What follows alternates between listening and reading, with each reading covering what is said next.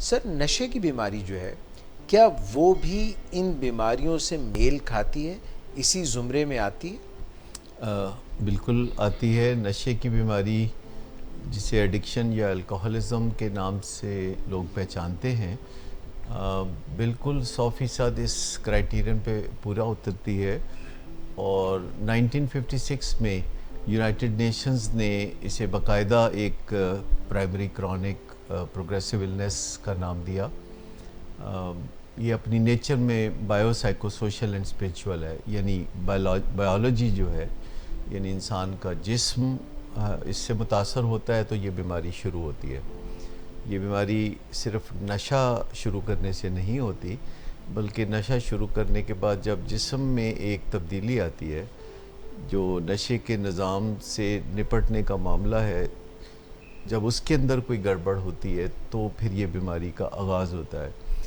اور ڈائبٹیز میں بھی ایسے ہی ہوتا ہے کہ جیسے کاربوہائیڈریٹس یا نشستہ جو ہماری غذا کا اہم حصہ ہے، جب اس کے نظام میں کوئی کمزوری آتی ہے یا بریک ڈاؤن آتا ہے تو پھر ہم کہتے ہیں کہ ڈائبٹیز ہو گئی ہے۔ یا دل کی بیماری ہے تو اس میں بھی کولیسٹرول اور اس طرح کی چیزیں جب اپنا صحیح طریقے سے جسم اپنا یہ نظام نہیں چلا سکتا، کولیسٹرول یا چکنائی سے ریلیٹڈ نظام نہیں چلا سکتا، تو خون کی نالیوں کے اندر جو انسائیڈ کوئی تبدیلیاں آتی ہیں جس سے کہ خون کی راہ میں رکاوٹ پیدا ہوتی ہے، جی تو بلڈ پریشر اور دل کی بیماریاں اس کے بعد سامنے آتی ہیں۔ پھر جوڑوں کی درد ہے یا استھما ہے، ایون کینسر۔ آپ سمجھیں کہ یہ جسم کا ایک نظام ہے جس میں جب کمزوری پیدا ہوتی ہے تو کینسر ہوتا ہے۔ یوں سمجھیں کہ جسم میں ہر روز جو کچھ کینسر سیلز پیدا ہوتے ہیں، جسم کے اندر ایک نظام ہے کہ ان کینسر سیلز کو ریموو کرنا، جھاڑو پھیرنا، اور ہر روز ایک خاص تعداد میں ہمارے جسم میں کینسر سیلز پیدا ہوتے ہیں اور ہمارا جسم جھاڑو پھیر کے ان کو صاف کر دیتا ہے اور ہم صحت مند زندگی گزارتے ہیں۔ لیکن اگر اس نظام میں کوئی خرابی پیدا ہو جائے تو پھر کینسر سیلز جمع ہونے شروع ہو جاتے ہیں اور پھر آگے کینسر کا شاخسانہ نظر آتا ہے۔ تو پھر جو بائیپولر ڈس آرڈر ہے وہ بھی ایک پرائمری کرونک النس ہے، ڈیمنشیا ایک پرائمری کرونک النس ہے، اس کے علاوہ شیزوفرینیا یعنی دماغی توازن کی جو خرابی ہے، تو یہ بھی پرائمری کرونک النس ہے۔ اور سب سے بڑی بات یہ ہے کہ جو ایجنگ ہے، تو ایجنگ بھی ایک آپ پرائمری کرونک النس کے طور پر لے سکتے ہیں، کیونکہ اس میں بھی معاملہ جو ہے ایک ہی طرح سے آگے بڑھتا ہے کہ آپ کی جینز افیکٹ کرتی ہیں، کیونکہ تمام پرائمری کرونک النسز میں جینز کا ایک کردار ہوتا ہے پس پردہ۔ لیکن آپ بے بس نہیں ہیں، آپ جینز کو بیٹ کر سکتے ہیں، لیکن یہ جو جتنی بھی پرائمری کرونک النسز ہیں ان کو پرائمری اس لیے کہا جاتا ہے کہ اس سے پہلے چونکہ کوئی بیماری نہیں ہوتی، جیسے پرائمری ایجوکیشن سے پہلے کوئی ایجوکیشن نہیں ہوتی، تو جو از خود ایک فنومینا شروع ہوتا ہے اس کو پرائمری کہتے ہیں۔ پھر اس وجہ سے جو دیگر چیزیں پیدا ہوتی ہیں یا بیماریاں پیدا ہوتی ہیں تو ان کو سیکنڈری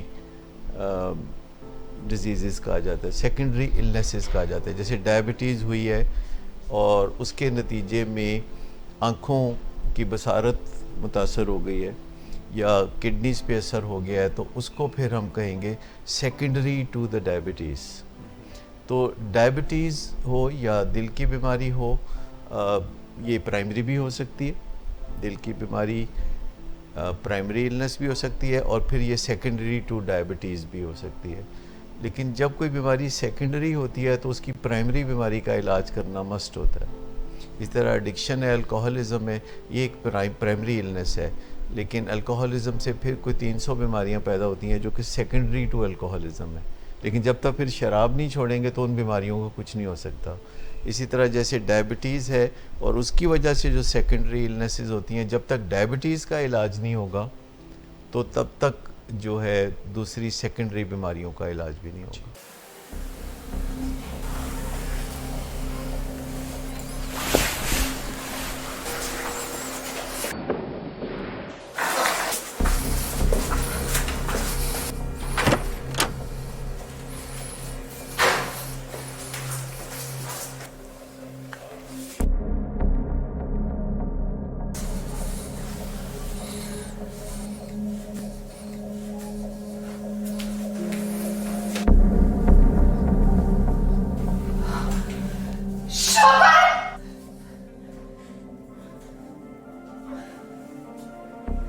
शराब नोशी की वजह किरदार की खराबी नहीं, मूड की खराबी है। शराब नोशी कभी भी नशे की बीमारी में बदल सकती है। नशे की बीमारी हर स्टेज पर काबिले इलाज है। मदद हासिल कीजिए, क्योंकि वो ऐसा नहीं करेगा। विलिंग वेज से मदद हासिल कीजिए, कहीं से भी मदद हासिल कीजिए, लेकिन फौरी मदद हासिल कीजिए। जिस मुआवजे के इंतजार में आपने बहुत देर कर दी, अब वो दस्तक दे रहा है। मदद हासिल कीजिए, मदद हासिल कीजिए, मदद हासिल कीजिए।